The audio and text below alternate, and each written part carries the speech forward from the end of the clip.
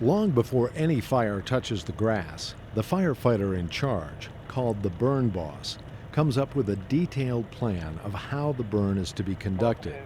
It includes the weather conditions necessary and the amount of personnel and equipment to conduct it safely. And he notifies a lot of people. I notify all the surrounding dispatch centers so that if they get any calls from the public that they see smoke, the dispatch center can tell them, we have a controlled burn going. I notify the Douglas County Office of Emergency Management, the sheriffs are notified, and the Air Pollution Control Division. I don't burn until all those contacts have been made. The objective on this burn is firefighter training. A big benefit we get out of this burn, if you look at this one today, we have West Metro, Littleton Fire, South Metro, Cunningham, Inter Canyon Fire, and the Arapahoe County Sheriffs. So we have multi-agencies participating in this burn. So in theory, when we have a wildfire here, a lot of these guys will have already worked together. So we're finding out what different tactics they use compared to us, what similarities we have as far as equipment, communication issues that might come up. There's 2 torches that are full if you want to grab those also. Crews keep a keen eye on the weather throughout the burn period, because if it gets too hot or too windy, they'll need to stop burning. They also want to be sure the smoke is dissipating quickly.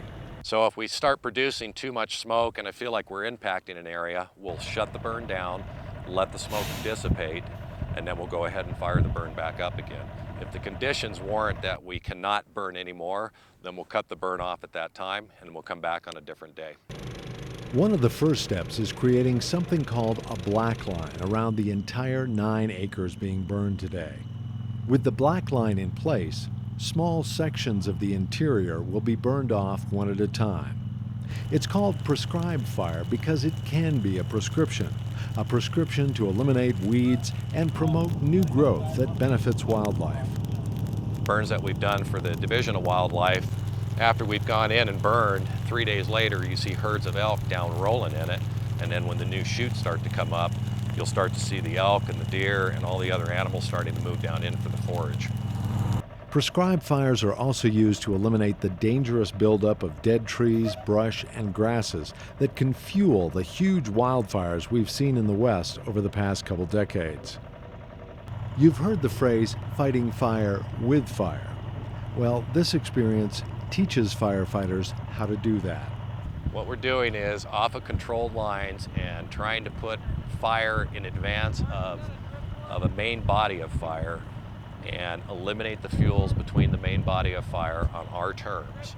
Trained firefighters can use fire to eliminate fuels and create a buffer, protecting homes and property and themselves. This training has one other benefit for firefighters. They get to see how fire behaves in a grassland like this. Fine fuels such as the grasses here are fuels that move the fastest, and they're usually the type of fuels that the most fatalities occur in. So firefighters get to light a little fire here, take it in small chunks, see how the fire behavior is acting, and then adjust whatever their tactics are to match.